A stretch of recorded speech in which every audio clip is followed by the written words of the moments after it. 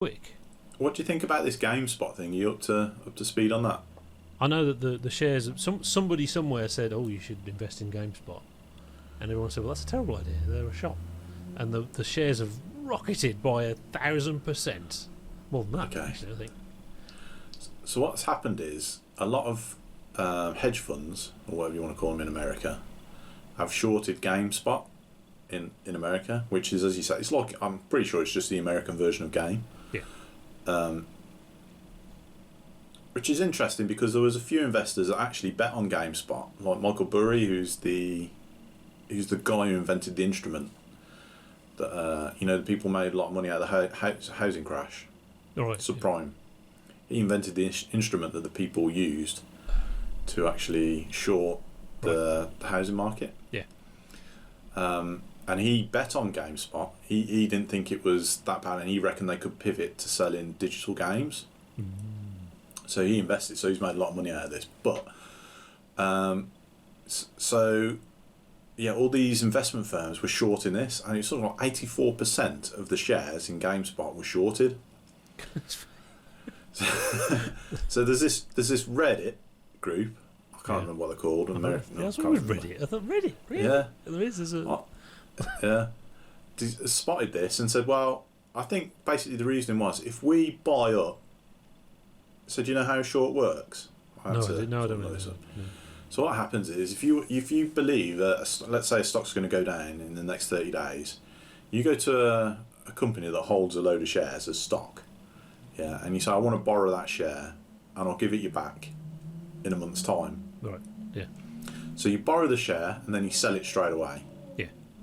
So let's say you sell it for £10 or $10. Yeah. In a month's time, if it's worth $5, you buy it back for $5 and give it back to the broker, in which case you've made $5/£5. Right. Yeah. So all these investment companies have shorted these shares, so they've borrowed all these shares and they're due to be given back, which means they've got to buy it regardless because they've got to give the share back. So this Reddit group, I think there's a sort of Occupy mentality about it, as well as a we can make some money mentality on there. Okay. And they said, well, if we buy all these shares, they've got to buy them off us. The price is just going to rocket, right. And they've got to buy it from us. So they own, I think that sub owns, or the people involved in this little scheme own like 15% of the shares or something like that. So basically, I think it's this week it's supposed to go out. There's a couple of big investment funds that are supposed to pay up this week. So we'll see how it goes. Give us the shares. But meanwhile, I read about this in the FT, and the FT quoted there was 3.2 million members or something like that. And then I went on there was 5.2 million members. Oh, isn't it? And then the next day, there was over 6 million members. Not surprised. Yeah, everyone's, too late. Yeah. Good idea. And it is quite, actually, there's a lot of shit posting on there. They're very open that people lose money. There was an explainer saying, look, we've had a lot of members, just a little bit about this Reddit, and they listed some of the spectacular failures that people had on that message board, and some of the successes, sort of thing. So it seems quite an open platform, if you know what I mean, and funny. And there's a lot of people who there seems to be like different types of. There's people definitely there to make some money out of it. There's there who are really angry that they're shorting a perfectly good American company, basically driving it out of business because they think they can make some money shorting it. And there's people there just for the laughs, because some of the comments, they are hilarious. Right. It's really, really, really quite funny. A funny Reddit. That does appeal, doesn't it, to a certain way of Yeah, and obviously some people are up in arms over it. They're just sort of like, investment firms are going bust over it. Yeah. And some people saying, well, it seems like a much more effective way of sticking it to the man than the Occupy movement. Definitely, Occupy buildings, these guys are putting them out of business. Yeah.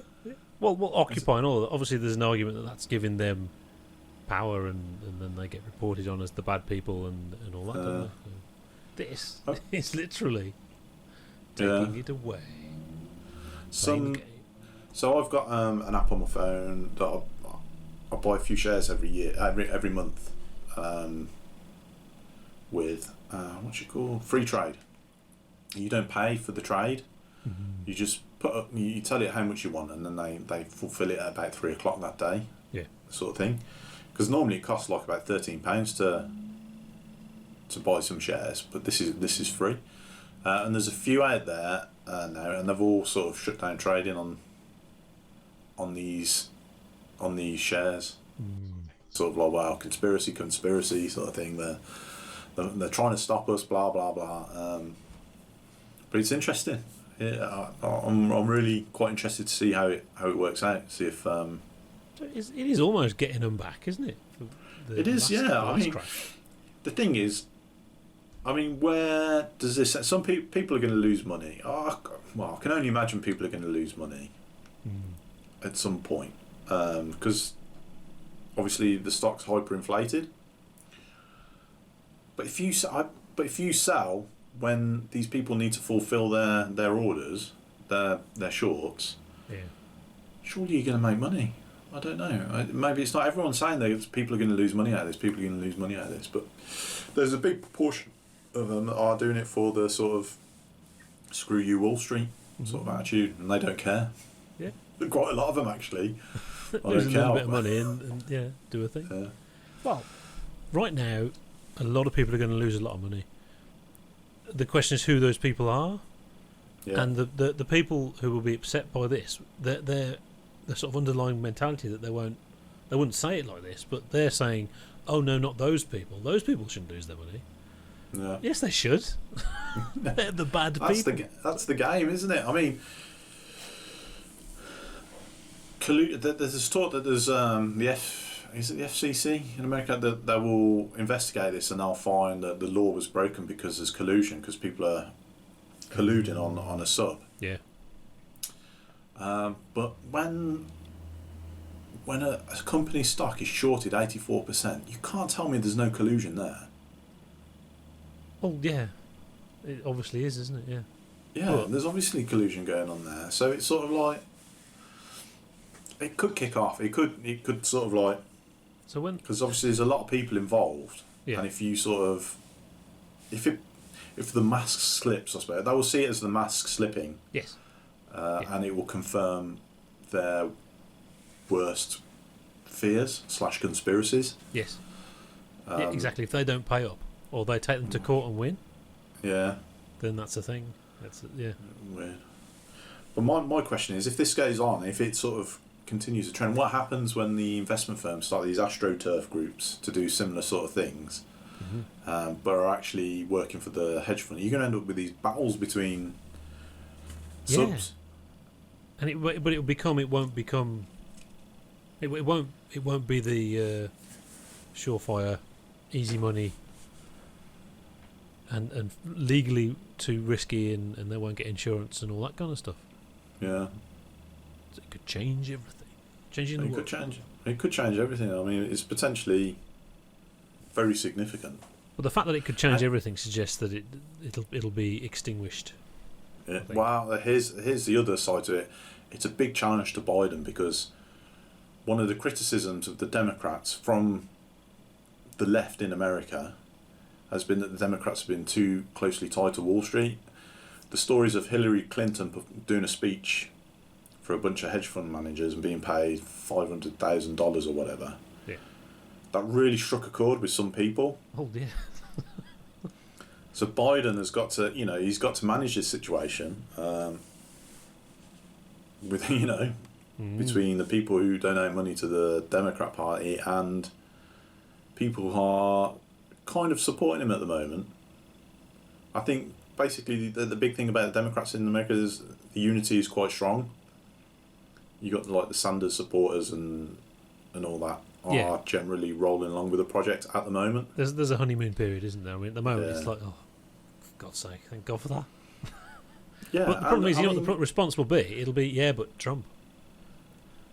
Just like but Hillary Clinton. He doesn't seem to be doing that at the moment. I mean, I read something he's doing something to do with the environment or something like that, and the FT was saying the time of denialism is well and truly over with Biden now. So if he actually fulfills his promises in regards to the environment and stuff like that, I think people will stick with him. He's reversed the Paris thing, isn't he? Yeah, so, yeah. That was like the day in office, wasn't it? He just went ahead with it. Yeah. I mean, we'll see.